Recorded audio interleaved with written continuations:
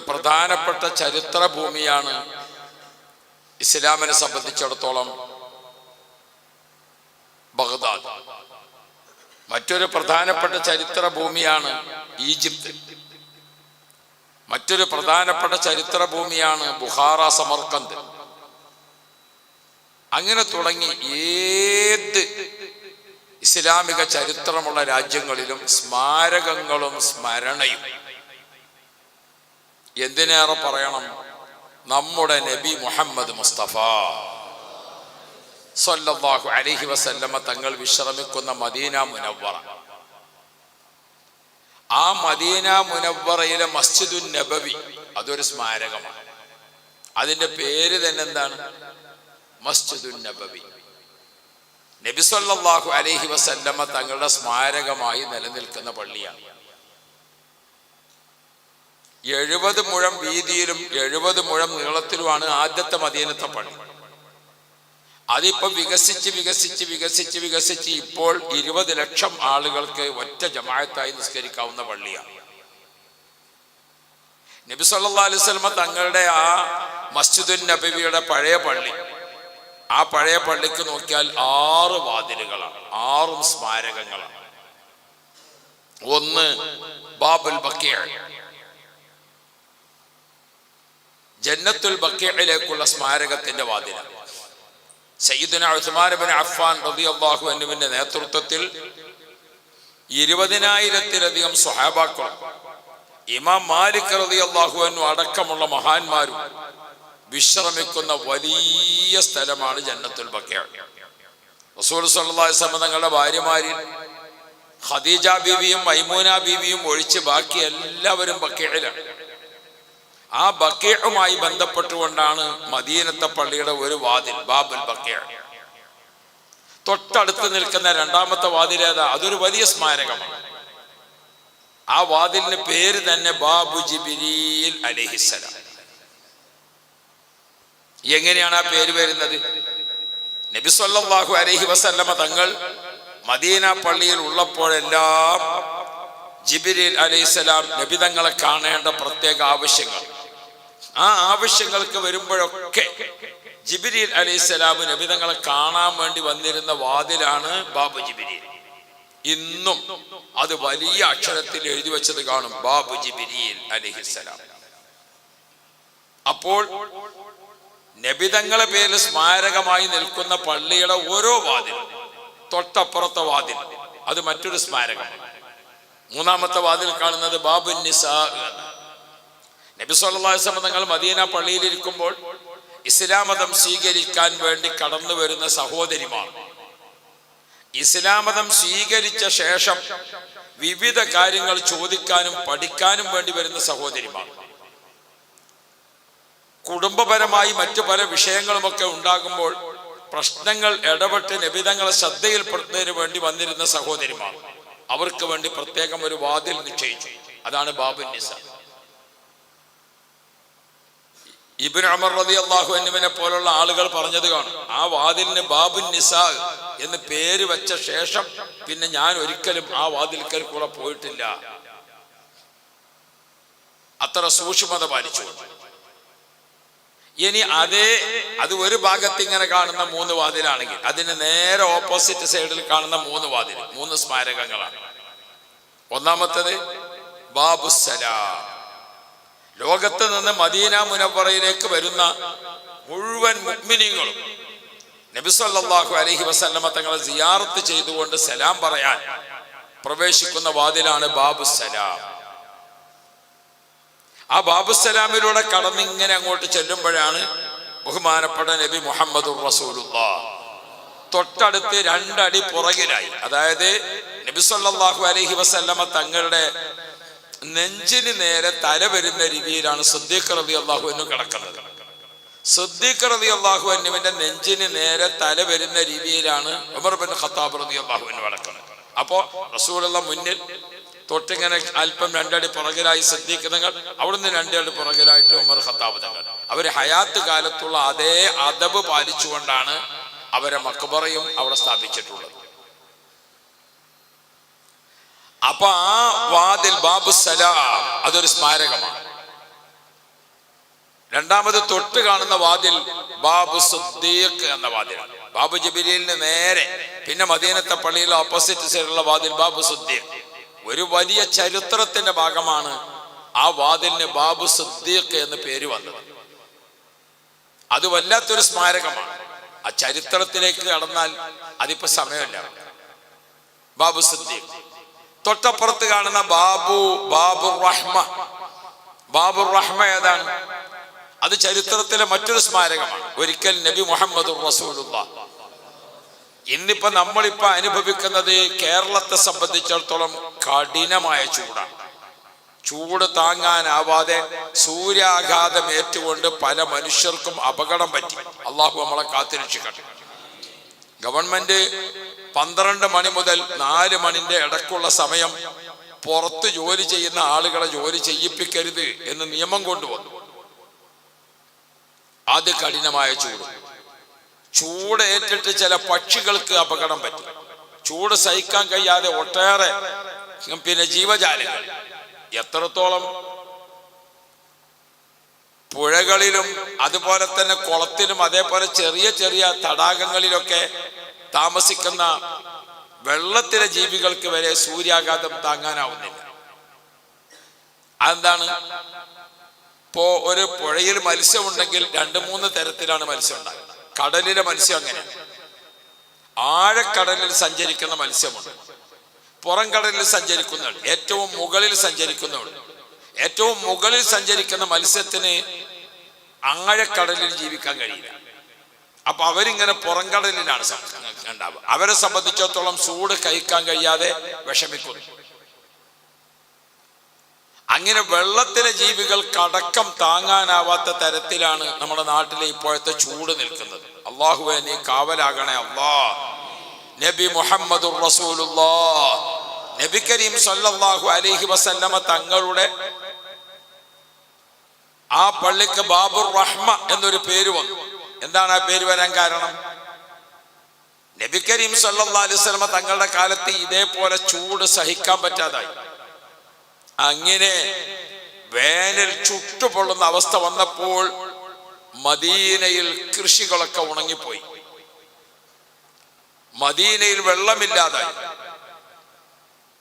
മദീനയിലെ പക്ഷികൾക്കും പറവകൾക്കും മനുഷ്യർക്കും ദാഹജലം കിട്ടാതായി.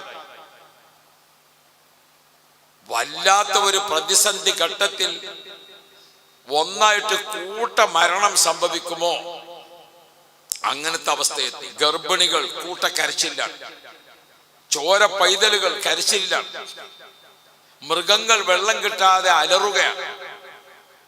ഇങ്ങനത്തെ ഒരു സമയത്ത് ഒരു സ്വഹാബി വെള്ളിയാഴ്ച നബി സല്ലല്ലാഹു അലൈഹി വസല്ലം തങ്ങൾ മിമ്പറിൽ ഖുതുബ ഓതിക്കൊണ്ടിരിക്കെ ഒരു സ്വഹാബി പള്ളിയിലേക്ക് ഇങ്ങോട്ട് കയറി വന്നു. നബി തങ്ങൾ ഖുതുബ നിർവഹിച്ചു കൊണ്ടിരിക്കുന്ന മധ്യേ ഒരു സ്വഹാബി വന്നിട്ട് പറഞ്ഞു, നബിയേ, തങ്ങൾ ഇനി ദുആ ചെയ്യുന്നില്ലെങ്കിൽ ഈ രാജ്യമാകെ അപകടത്തിൽപ്പെടും. വെള്ളമില്ലാതെ ജനങ്ങളാകെ വിഷമത്തിലാണ്, പട്ടിണിയിലാണ്. കൃഷി മുഴുവനും ഉണങ്ങിപ്പോയി. പച്ച പിടിച്ചു നിൽക്കുന്ന ഒരു സാധനവും ഇവിടെ കാണാനില്ല. ചെടികൾ ഉണങ്ങി, സസ്യങ്ങൾ ഉണങ്ങി, ജലാശയങ്ങളൊക്കെ ഉണങ്ങി വറ്റിപ്പോയി. അങ്ങനത്തെ ഒരു വല്ലാത്ത ദുർഘടത്തിലാണ് നമ്മളിപ്പോൾ അകപ്പെട്ട് നിൽക്കുന്നത്. അതുകൊണ്ട് യാ റസൂലല്ലാഹ്, ഇനിയും അള്ളാഹുവിന്റെ റഹ്മത്തിന്റെ മഴ പിന്തിപ്പോയാൽ രാജ്യത്ത് എന്ത് സംഭവിക്കുമെന്ന് അറിയില്ല. അതങ്ങോട്ട് പറഞ്ഞപ്പോൾ നബി സല്ലല്ലാഹു അലൈഹി വസല്ലമ തങ്ങളിൽ മിമ്പറിൽ വെച്ചുകൊണ്ട് ആ സ്വഹാബിയുടെ സങ്കടത്തിന്റെ വാർത്ത, മദീന ആകെ പിടികൂടി കിടക്കുന്ന പ്രയാസത്തിന്റെ വാർത്ത, അപ്പ നബി സല്ലല്ലാഹു അലൈഹി വസല്ലമ തങ്ങൾ മിമ്പറിൽ വെച്ചുകൊണ്ട് അള്ളാഹുവിലേക്ക് കൈ ഉയർത്തി. അള്ളാഹുവിലേക്ക് കൈ ഉയർത്തിയപ്പോഴേക്കും ഏതൊക്കെയോ ഭാഗത്തുണ്ടായിരുന്ന മേഘം അതിവേഗം നബി തങ്ങൾ ഇരിക്കുന്ന മിമ്പറിന്റെ മുകൾ ഭാഗത്ത് മേഘം നിറഞ്ഞു. നബി സല്ലല്ലാഹു അലൈഹി വസല്ലമ തങ്ങൾ മഴയ്ക്ക് വേണ്ടി ദുആ ചെയ്തതോടുകൂടെ ഒന്നിച്ച് മഴ പെയ്യാൻ തുടങ്ങി. മഴ അങ്ങോട്ട് പെയ്തപ്പോൾ മദീന ഒന്നായിട്ട് വെള്ളം. വെള്ളിയാഴ്ച മഴ പെയ്തു, ശനിയാഴ്ച മഴയായി, ഞായറാഴ്ച, തിങ്കളാഴ്ച, ചൊവ്വാഴ്ച, ബുധനാഴ്ച, വ്യാഴാഴ്ച, പിറ്റേ ദിവസത്തെ വെള്ളിയാഴ്ച വരെ മഴ. കാരണം എന്തുകൊണ്ട്? നബി തങ്ങൾ ചോദിച്ചു വാങ്ങിയ മഴയാണ്. അത് വേണ്ടാന്ന് വെക്കണമെങ്കിൽ ആരെന്നെ പറയണം? നബി സല്ലല്ലാഹു അലൈഹി വസല്ലം തങ്ങൾ തന്നെ പറയണം. നബി തങ്ങളാണ് മഴ ചോദിച്ചത്. ആ ചോദിച്ച മഴ അങ്ങനെ കിട്ടി. പിന്നെ മഴ ഇവിടെ കൂടുതലായി, വെള്ളപ്പൊക്കത്തിന്റെ അവസ്ഥയിലേക്ക് എത്താൻ തുടങ്ങി. ആദ്യം മഴയില്ലാത്ത വിഷമം, ഇപ്പൊ ഏതിന്റെ വിഷമായി? മഴ ഉണ്ടായിട്ടുള്ള വിഷമായി. പിറ്റേത്തെ വെള്ളിയാഴ്ച ആദ്യം വന്ന സ്വഹാബിയോ അല്ലെങ്കിൽ മറ്റൊരു സ്വഹാബിയോ അതേ വാതിൽക്കൽ കൂടെ വന്നു. നബി സല്ലല്ലാഹു അലൈഹി വസല്ലം തങ്ങൾ ഖുത്ബ ഓതുന്ന സമയത്ത് പറഞ്ഞു, നബിയേ, ഇനിയും മഴ തുടർന്നാൽ ഇവിടെ ഒരു വീടും ബാക്കി നിൽക്കുകയില്ല. ഇനിയും ഇവിടെ മഴ തുടർന്നാൽ ഇവിടെ വെള്ളത്തിൽ ഒഴുകിപ്പോയി നശിക്കാത്ത ഒരു സാധനവും ബാക്കി ഉണ്ടാവുകയില്ല. അതുകൊണ്ട് മഴ മതിയായിരിക്കുന്നു നബിയേ. അതാണ് കേട്ടപ്പോൾ നബി തങ്ങൾ ചോദിച്ചു വാങ്ങിയ മഴ. നബി തങ്ങൾ തന്നെ തൽക്കാലം അതിന് പരിഹാരം കണ്ടു. വേണ്ടാന്ന് പറഞ്ഞാൽ പിന്നെ മഴ തന്നെ ഉണ്ടാവില്ല. ആരാ ഇത് പറയണത്? റസൂലുള്ളാഹിയാണ്. നബി തങ്ങൾ പടച്ചോനെ ഞങ്ങൾക്ക് മഴ മതി എന്ന് പറഞ്ഞാൽ പിന്നെ അവിടെ മഴ തന്നെ കിട്ടൂല. അപ്പൊ റസൂലുള്ളാഹി തങ്ങൾ മിമ്പറിൽ നിന്ന് മഴ കൊണ്ട് സങ്കടം കേട്ടപ്പോ അള്ളാഹുവിന്റെ റസൂല് കൈ ഇങ്ങനെ ഉയർത്തിയിട്ട് വിരലിങ്ങനെ ഇഷാറത്താക്കി. ഇങ്ങനെ ഇഷാറത്താക്കുമ്പോൾ സ്വഹാബാക്കൾ ഇങ്ങനെ പറയാണ്, നബിതങ്ങൾ കൈകൊണ്ട് കാണിക്കുന്നിടത്തേക്ക് മേഘം ഇങ്ങനെ നീങ്ങി. അള്ളാഹുവിന്റെ റസൂല് അല്ലാഹുമ്മ ലാ അലൈനാ അല്ലാഹുമ്മ ഹവാലൈനാ അല്ലാഹുമ്മ അലൽ ജിബാലി വൽ ആകാം. അല്ലാഹുവേ, ഇപ്പൊ മഴ കിട്ടിക്കൊണ്ടിരിക്കുന്ന സ്ഥലത്ത് മഴ മതി. അതുകൊണ്ട് പരിസരങ്ങളിലേക്കും പർവ്വതങ്ങളിലേക്കുമൊക്കെ മഴ നീക്കണം. അള്ളാഹുവിന്റെ റസൂൽ ദുആ.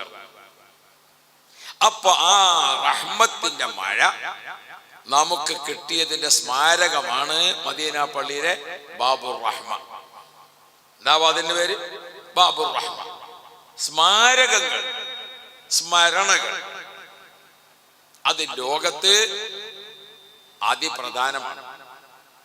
ഈ സ്മാരകങ്ങളെയും സ്മരണകളെയും നിഷേധിച്ച് ഇല്ലാതാക്കിയെങ്കിലേ ഇവിടെ ബിദ്അത്തിന് വളരാൻ പറ്റുള്ളൂ. ബിദ്അത്ത് വളരണമെങ്കിൽ ഏതുണ്ടായിരിക്കണം? പഴയകാല ചരിത്രവും സ്മാരകവും വിഷയം പറയുമ്പോഴേക്ക് ഇവർക്ക് പറ്റൂല. കാരണം ഓൽക്കാകെ എത്ര കൊല്ലത്തെ വയസ്സുള്ളൂ? ഇസ്ലാം ആദം നബി അലൈഹി സ്വലാം മുതൽക്ക് വരുന്നതാണ്. പരിപൂർണമായി പൂർത്തീകരിക്കപ്പെട്ട ഇസ്ലാം നബി മുഹമ്മദുർ റസൂലുള്ളാഹ്. ഇവര് എപ്പോഴാ വരാൻ തുടങ്ങിയത്? ഇവരൊക്കെ ഇന്നലെ മിഞ്ഞാന്ന് വരുന്നതാണ്. അപ്പൊ ഇവർക്ക് ചരിത്രം പറയുമ്പോഴേക്ക് പിന്നെ ഓർക്ക് പറ്റൂല. അപ്പോൾ സ്മാരകങ്ങളെ നിഷേധിക്കും. മുസ്ലിമീങ്ങളായ നമ്മെ സംബന്ധിച്ചിടത്തോളം നമ്മൾ മനസ്സിലാക്കണം. ഇപ്പൊ ചില ആളുകളൊക്കെ ഇങ്ങനെ പറയും, മോഡി അങ്ങോട്ട് പറയാണ്, മറ്റേ ആൾ ഇങ്ങോട്ട് പറയാണ്, ഇതൊക്കെ പാടെ മറ്റേ രാജ്യമാകാൻ പോവുകയാണ്, ഉണ്ണാക്കാകാനാവുക. അത് തേങ്ങിയും വരാൻ അതിലൊന്നും ബേജാറായിങ്ങാണ് ഞങ്ങൾ ഇനി ഓതി പഠിച്ചോണം. നമ്മളൊക്കെ ഓതി പഠിച്ചുമ്പോൾ അതിനോട് പള്ളിയൊന്നും ഉണ്ടാവും, എല്ലാ പള്ളിയും പൊളിച്ചു വെച്ചിട്ടുണ്ടാവും അല്ലേ? നിങ്ങളൊക്കെ തഹസീലാകുമ്പോത്തിന് ഈ കൊല്ലപ്പോ കോളേജിൽ ചേർന്നവരൊക്കെ ഇപ്പൊ ഹിഫ്ള് ഫാത്തിഹയും കുൽവല്ലാഹും ഒക്കെ ഹിഫ്ളാക്കാൻ തുടങ്ങിയിട്ടുള്ളത്. അതൊക്കെ 30 തീരുമാനത്തിന് ഇന്ത്യയിലൊന്നും എന്തുണ്ടാവില്ല. ഇതൊക്കെ എന്നൊക്കെ പൂതി വെച്ചേക്കണം മക്കളെ, അതിലൊന്നും ഒരു കഥയില്ല. ബഹുമാനപ്പെട്ട ഖലീലുല്ലാഹി നബി ഇബ്രാഹിം നബി അലൈഹിസ്സലാമിനാണ് കൊന്നാൽ, ഇബ്രാഹിം നബിനാണ് നശിപ്പിച്ചാൽ ഇസ്ലാം അതോടുകൂടെ കഴിഞ്ഞു എന്ന് ഉറപ്പിച്ച ആളാണ് ആര്? നമ്രൂദ്. നമ്രൂദ് വലിയ ധിക്കാരി. നമ്രൂദ് എന്ത് ചെയ്തു? തീയുണ്ടാക്കി എന്ന് പറഞ്ഞാൽ നിങ്ങളവിടെ തഫ്സീർ സാവി നോക്കിയോ? ഇബ്രാഹിം നബിനെ കത്തിക്കാൻ വേണ്ടി തീയുണ്ടാക്കി എന്ന് പറഞ്ഞാൽ നിങ്ങൾ വിചാരിച്ച എന്തേപ്പോ? ഇവിടെ ഇപ്പൊ ചില അടുപ്പിന്റെ ഒക്കെ പരസ്യം കാണാം, പുക ഇല്ലാത്ത അടുപ്പ്. കത്തിച്ചെങ്കിലല്ലേ പുക ഉണ്ടാവുള്ളൂ. ആലുവയിലെ പുകയില്ലാത്ത അടുപ്പ്. ആലുവയിൽ പുക ഉണ്ടാവില്ല, അവിടുന്ന് കത്തിച്ചാതെല്ലാം ഇങ്ങോട്ട് വരുന്നേ. ഇവിടെ കൊണ്ടുവന്ന് കത്തിച്ചുമ്പോഴല്ലേ പുകയോട് പുകയാണ്. അപ്പോ പരസ്യം കണ്ടുങ്ങാണ്ട് അയിമ നിൽക്കണ്ട എല്ലാവരും. അപ്പോ ഈ പുകയില്ലാത്ത അടുപ്പ്, പുകയുള്ള അടുപ്പ് എന്ന് പറഞ്ഞ മാതിരില്ല. ഇങ്ങറിയോ, നമ്മളെ ഈ മജ്മഅന്റെ ഈ 5 ഏക്കർ ഭൂമിയും ഈ ഹൈസ്കൂൾ ഗ്രൗണ്ടും ഇതൊക്കെ കൂടെ കൂട്ടിയാൽ അത്ര വലിയ മൈതാനി. ആ മൈതാനിയിൽ ആളുകളെ വിളംബരം ചെയ്തിട്ട് എല്ലാവരും വിറക് ശേഖരിച്ചു. ആ വിറക് ഇങ്ങനെ കൊണ്ടുവന്നിട്ട് അട്ടിയായിട്ട് വെച്ചിട്ട് ഭയങ്കരമായ മൈതാനി നിറച്ച് വിറക്. അതിന്റെ 4 മൂലയിൽ തീ കൊളുത്തിയപ്പോൾ ആളി കത്താൻ തുടങ്ങി. ആ തീ കത്തിയിട്ട് ആകാശത്ത് തൊട്ടില്ലെന്ന രീതിയിൽ പറക്കുന്ന പക്ഷികൾ ചിറക് കരിഞ്ഞിട്ട് താഴെ വീണു. അത്ര വലിയ ചൂട് കത്തിയപ്പോഴാണ് ഇബ്രാഹിം നബി അലൈഹിസ്സലാമിനെ മിഞ്ചനീക്ക്, അന്നത്തെ ഒരു പ്രത്യേക മെഷീനറിയാണ്, ആ മിഞ്ചനീക്ക് എന്ന അതിൽ കയറ്റിയിരുത്തിയിട്ട് ബഹുമാനപ്പെട്ട ഇബ്രാഹിം നബി അലൈഹിസ്സലാമിനെ തീരെറിയാൻ കൊണ്ടേ ഇടണ്ടേ, അതിന് സാധിക്കണ്ടേ, അടുത്തേക്ക് ചുട്ടിട്ട് അടുക്കാൻ പറ്റുന്നില്ല. ഒരുപാട് ദൂരെ നിന്ന് ഇങ്ങനെ പൊങ്ങി തീയിലേക്ക് പോയി വീഴുന്ന ആ മിഷനറി റെഡിയാക്കി. എന്നിട്ട് ഇബ്രാഹിം നബി അലൈഹി സ്വലാമിനെ തീയിലിടാൻ. അതോടുകൂടെ ആര് കഴിഞ്ഞു? ഇസ്ലാം കാലാകാലത്തേക്കും കഴിഞ്ഞു എന്ന് കണക്ക് കൂട്ടിയാരാണ് നമ്രൂദ്. ആ നമ്രൂദിന്റെ പേരിൽ ലോകത്ത് ഏതെങ്കിലും ഒരു മെമ്പർ ജീവിക്കുന്നുണ്ടപ്പോൾ? ആകാശത്തിന്റെ ചുവട്ടിൽ നമ്രൂദിന്റെ പാർട്ടിക്കാരനായിട്ട് ഒറ്റ മെമ്പർ ഉണ്ടോ? ഖലീലുല്ലാഹി നബി ഇബ്രാഹിം. 200 കോടി ജനങ്ങൾ ഇപ്പോഴും പറഞ്ഞു സിന്ദാബാദ്. ലോകത്തെ 800 കോടി ജനങ്ങളിൽ ഇന്ന് എത്ര കോടി മുസ്ലിങ്ങളാണ്? 200 കോടി മുസ്ലിങ്ങൾ. ലോകത്തെ എല്ലാവരും അവരുടെ മുമ്പിൽ വെച്ചുകൊണ്ട് ഖലീലുല്ലാഹി നബി ഇബ്രാഹിം അപ്പ പറയും സിന്ദാബാദ്. മുസ്ലിമീങ്ങൾ ആ നിലക്ക് പറയും. ക്രൈസ്തവ സഹോദരന്മാർ എബ്രഹാം പ്രവാചകൻ ആദരവോടുകൂടെ പറയും. ജൂത സഹോദരന്മാർ എബ്രഹാം പ്രവാചകൻ. ഖുർആൻ പ്രഖ്യാപിക്കേണ്ടി വന്നു, മാ കാന ഇബ്രാഹിമു യഹൂദിയൻ വലാ നസ്റാനിയൻ വലാകിൻ കാന ഹനീഫൻ മുസ്ലിമാ. ഇബ്രാഹിം നബിനെ തീയിലിട്ട് കത്തിക്കുന്നതോടുകൂടെ എല്ലാം കഴിഞ്ഞു എന്ന് കണക്ക് കൂട്ടിയ നമ്രൂദിന്റെ ഒറ്റ അനുയായി ഇപ്പൊ ജീവിച്ചിരിപ്പില്ല. ഉണ്ടോ? ഇസ്ലാമിനെ പറ്റി നിങ്ങൾ എന്താ മനസ്സിലാക്കി?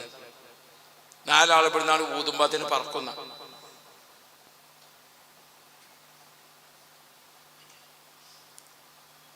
ഇനിയിപ്പോ ഞാൻ വീടൊന്നും എടുത്തിട്ട് കാര്യമില്ല, എവിടെയൊക്കെ പോവുകയാണ്. ഞാൻ ഓതി പഠിച്ചിട്ട് കാര്യമില്ല, എവിടെയൊക്കെ പള്ളിയൊക്കെ പൊളിച്ചാണ്, ഇവിടെ മറ്റതൊക്കെ അങ്ങോട്ടാക്കാണ് ഇങ്ങോട്ടാക്കാണ്. ആര് പറഞ്ഞു? ആരെ പേടിപ്പിച്ചാൽ അതിനുശേഷം പിന്നെ പടച്ചോനേക്കാളും വലിയ പടച്ചോനായി വന്ന ആളാണ് ആര്? ഫറോവ. ഫിർഔൻ ലഅനത്തുല്ലാഹി അലൈഹി അന റബ്ബുക്കുമുൽ അഅല, ഞാൻ വലിയ പടച്ചോനാണ്, ഈ പടച്ചോൻ ഉണ്ടാകുകയാണെങ്കിൽ ഇന്ത്യ കീഴിൽ. അതാണ് ഫറോവ. ആ ഫറോവ ലോകത്ത് എന്തൊക്കെ ഫിർഔനദിൽ ഔതാദ് അല്ലേ, ഖുർആൻ അത്ര പഠിപ്പിച്ച ആളാണ്. ആര്? ഫിർഔൻ. ഫിർഔൻ മൂസാ നബി അലൈഹിസ്സലാമിനെ അങ്ങോട്ട് തകർത്ത് കളഞ്ഞാൽ ഇവിടെ പിന്നെ ഒരൊറ്റ കുട്ടി മുസ്ലിം ഉണ്ടാകൂല എന്ന് വിചാരിച്ചു. അങ്ങനെ ഇവിടെ പ്രശ്നങ്ങൾ ഉണ്ടാക്കിയിട്ട് ആ ഫിർഔന്റെ അനുയായിയായിട്ട് ഒരാളഞ്ച് ലോകത്ത് ഇതുവരെ കണ്ടുക്കണം. ഫിർഔന്റെ ആളായിട്ട് ഒരൊറ്റ മെമ്പറെ കാണും ഇവിടെ? ആണോ? കലീമുല്ലാഹി മൂസ. 200 കോടി ജനങ്ങൾ ഇപ്പൊ പറയും സിന്ദാബാദ്. അതാണ് ചരിത്രം. സോവിയറ്റ് റഷ്യ വളർന്ന് പടർന്ന് പന്തരിച്ച് ലോകം മുഴുവനും വെട്ടിപ്പിടിച്ചുകൊണ്ടിരിക്കുന്ന സമയത്ത് ഇസ്ലാമിന്റെ 18 രാജ്യങ്ങൾ അവരെ കീഴായി. ഉസ്ബെക്കിസ്ഥാൻ, കസാക്കിസ്ഥാൻ, തുർക്ക്മെനിസ്ഥാൻ, ഇങ്ങനെ അങ്ങോട്ട് തുടങ്ങിയ രാഷ്ട്രങ്ങളൊക്കെ ഒറ്റ മുസ്ലിമും അവിടെ ഇല്ലാത്ത അവസ്ഥയിലേക്ക് കൊണ്ടുപോയി. സോവിയറ്റ് റഷ്യ തകർന്നു, കമ്മ്യൂണിസം പാപ്പരായി. ആ രാജ്യങ്ങളൊക്കെ തിരിച്ച് ഇങ്ങോട്ട് തന്നെ കിട്ടി. ആ രാജ്യങ്ങളൊക്കെ തിരിച്ച് ഇങ്ങോട്ട് തന്നെ കിട്ടി. നമ്മുടെ മുസ്ലിംകളുടെ 18 രാജ്യങ്ങളായിരുന്നു. 2 ഒഴിച്ച് ബാക്കി മുഴുവനും ഇപ്പൊ ഇസ്ലാം രാജ്യങ്ങളാണ്. ഉസ്ബെക്കിസ്ഥാനും കസാഖിസ്ഥാനും തുർക്ക്മെനിസ്ഥാനും ഒക്കെ അടക്കമുള്ള. അതിലാ ജോർജിയയും പിന്നെ ഏതാ ചെറിയൊരു രാജ്യം കൂടിയുണ്ട്. അത് 2 തന്നെയുള്ള മറ്റത്. മുസ്ലിങ്ങൾ നിറഞ്ഞ് കവിഞ്ഞ് ഇപ്പൊ ബഹുമാനപ്പെട്ട ശൈഖുന എ.പി. ഉസ്താദ് ഇന്ന് എവിടെ ഉണ്ട്? ഉസ്ബെക്കിസ്ഥാനിലാണ്. അല്ലാഹു റബ്ബി, അല്ലാഹു ഉസ്താദിന് ആഫിയത്ത് കൊടുക്കണം. നമ്മൾ ഇടവണ്ണ തങ്ങളൊക്കെ അടക്കമുള്ള ഒരു സംഘം ഉസ്താദിന്റെ കൂടെ ഉണ്ട്.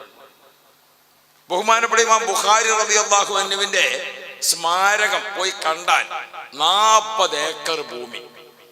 ഇമാം ബുഖാരി തങ്ങൾ കിടക്കുന്നത് 40 ഏക്കർ ഭൂമി, ഒരു പൂന്തോപ്പാണ്.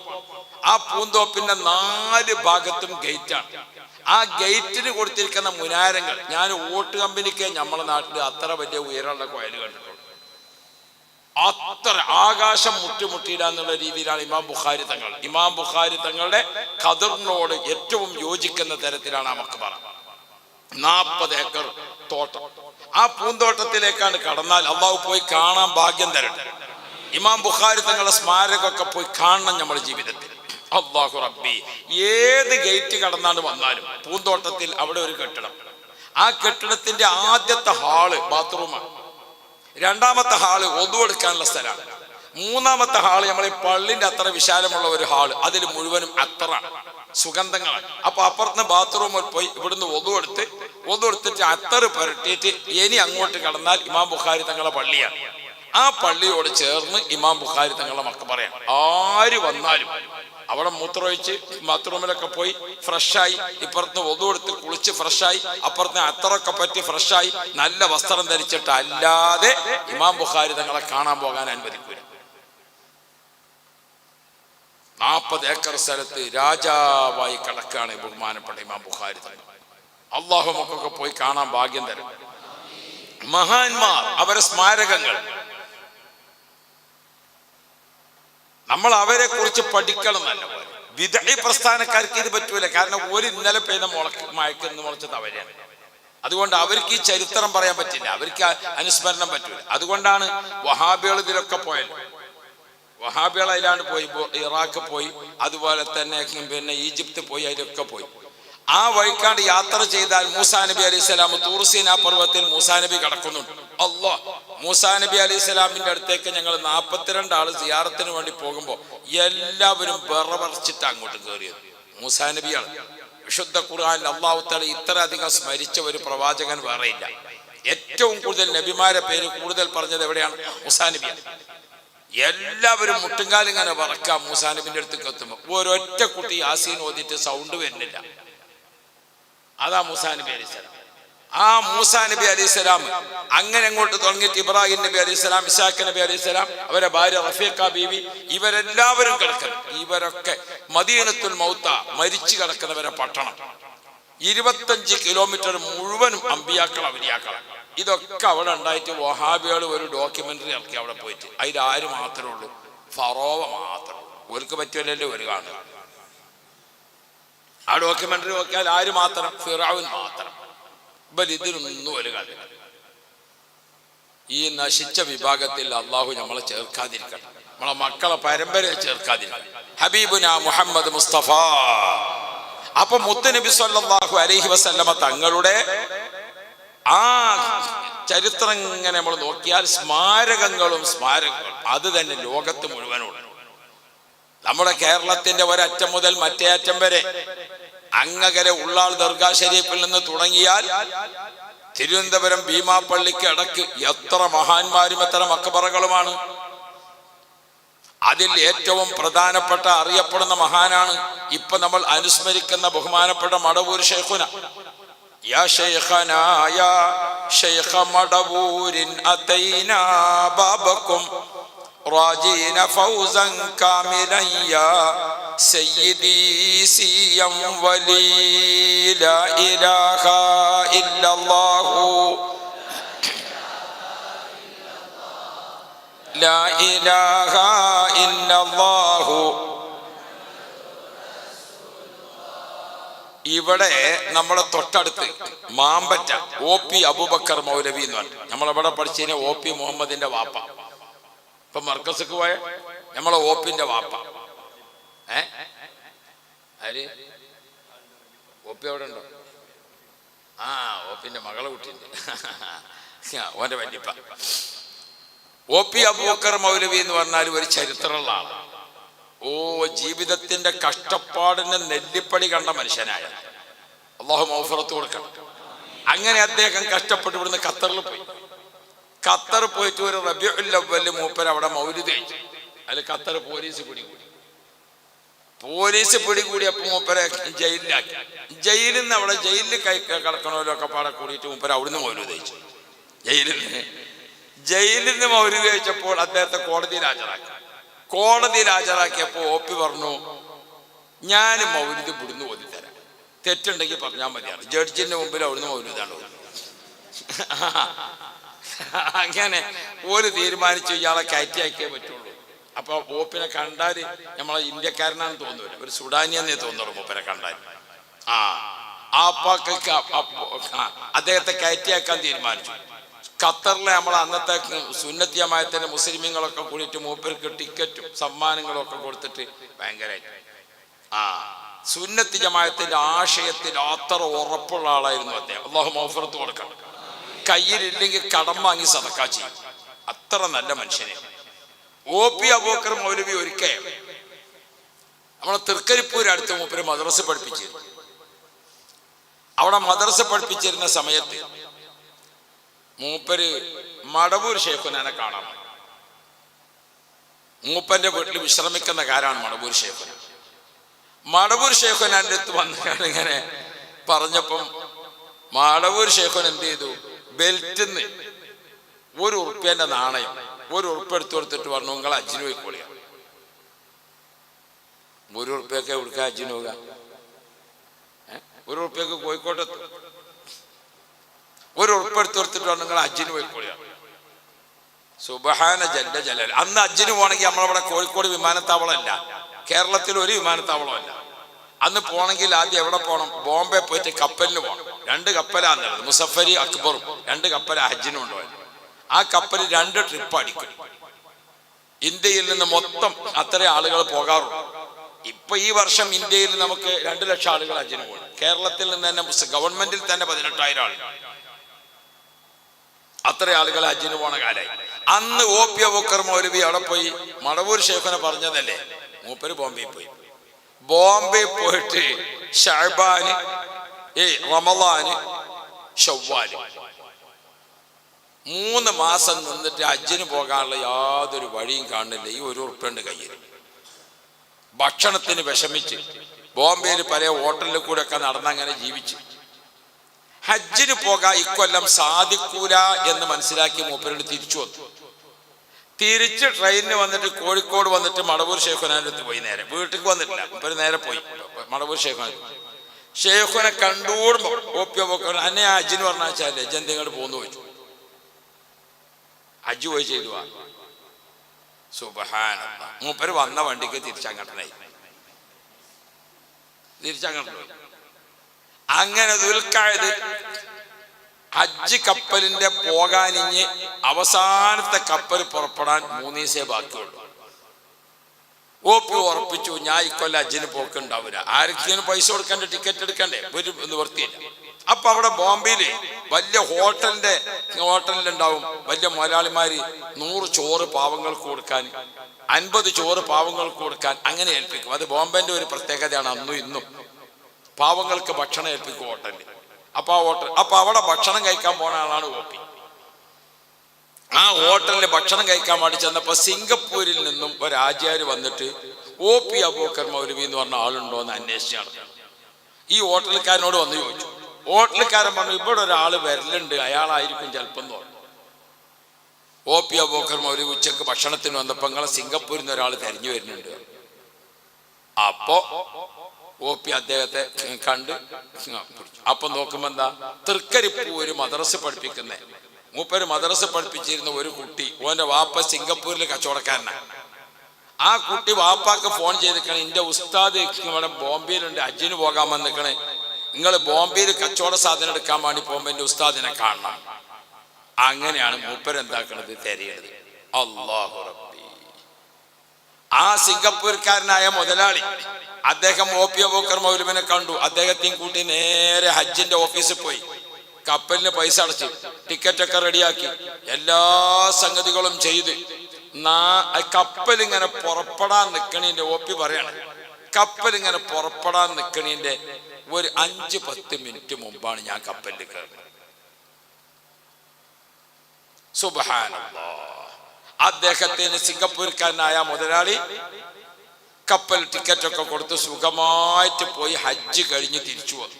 മടവൂർ ശൈഖുനെ പറഞ്ഞതാ, ₹1 കൊടുത്തങ്ങാണ്ട് ഇജ്ജ് എവിടേക്ക് പോയിക്കോ, ഹജ്ജിന് പോയിക്കോ. മഹാന്മാരുടെ ദീർഘദൃഷ്ടിയും അവരുടെ കാഴ്ചയും അവരുടെ സംഗതിയും അത് വേറെ തന്നെയാണ്. كنت قد أخفيت أمرك أولا ثم انتشر منك أنوار الولاية سيدي سيا ولي لا إله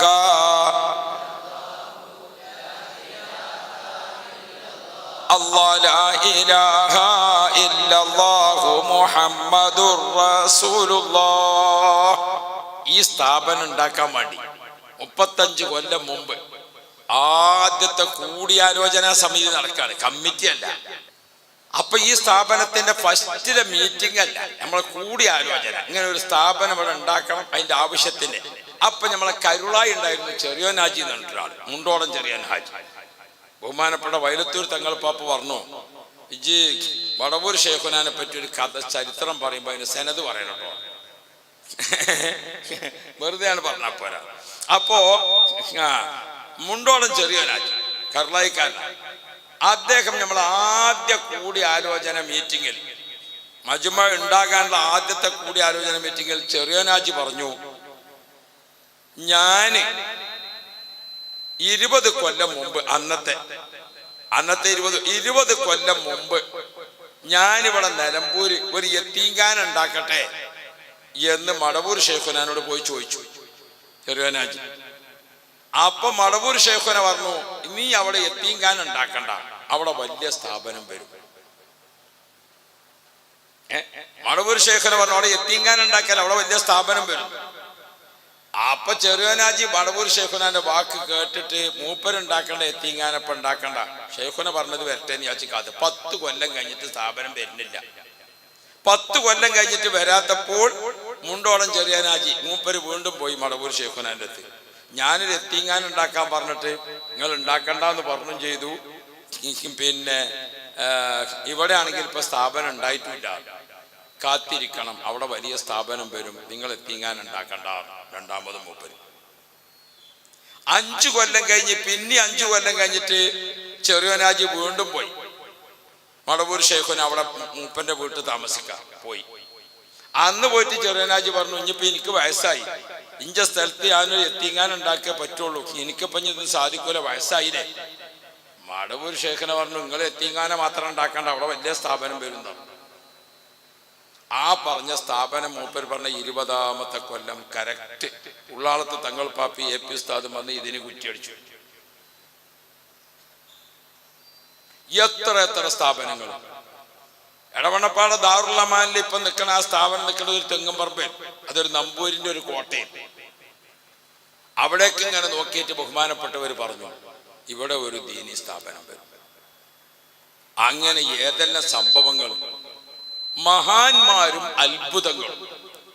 അത് നമ്മൾ ശരിക്കും പഠിക്കുമ്പോഴാണ് നമ്മുടെ ഈമാൻ വർദ്ധിക്കുക, നമ്മളെ ഉള്ള ഈമാൻ ഒരു യഖീന് കിട്ടുക എപ്പോഴും. അതുകൊണ്ടാണ് ഖുർആൻ വദ്കുർ ഫിൽ കിതാബി ഇബ്രാഹീമ ഇന്നഹു കാന സിദ്ദീഖൻ നബിയ്യാ, സൂറത്ത് ശുഅറയിൽ ഇങ്ങനെ ഓരോ നബിമാരും അവരുടെ ത്യാഗങ്ങളും ചരിത്രങ്ങളും മഹാന്മാരെ അനുസ്മരിച്ചുകൊണ്ടാണ് ഈമാനിന് ശക്തി കൂടുക. അല്ലാഹുവേ, മഹാന്മാരെ കൊണ്ട് ഞങ്ങളെ നീ ശക്തിപ്പെടുത്തണേ അല്ലാ.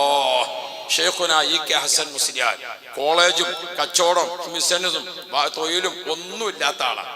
അതേ സമയത്ത് ജീവിതത്തിൽ ഉടനീളം തിരക്ക് മാത്രം. എന്താ സംഗതി തിരക്ക്? സുന്നത്ത് ജമാഅത്തിന് വേണ്ടിയുള്ള പടയോട്ടം മാത്രമാണ്. എന്താ EK ഹസൻ മുസ്ലിയാർ പറഞ്ഞത്? ജീവിതത്തിൽ അള്ള തന്ന കൂട്ടത്തിൽ ഏറ്റവും ഇഷ്ടപ്പെട്ടതിനെ അള്ളാന്റെ മാർഗത്തിൽ ചെലവഴിക്കണം. എനിക്ക് ഏറ്റവും ഇഷ്ടപ്പെട്ടത് എൻ്റെ ശരീരമാണ്. ഞാൻ എൻ്റെ ശരീരത്തെ അള്ളാന്റെ മാർഗത്തിൽ ചെലവഴിക്കുന്നു. അതായിരുന്നു EK ഹസൻ മുസ്ലിയാർ. അള്ളാഹു അവിടുത്തെ ദർജ വർദ്ധിപ്പിക്കണേ അല്ലാ.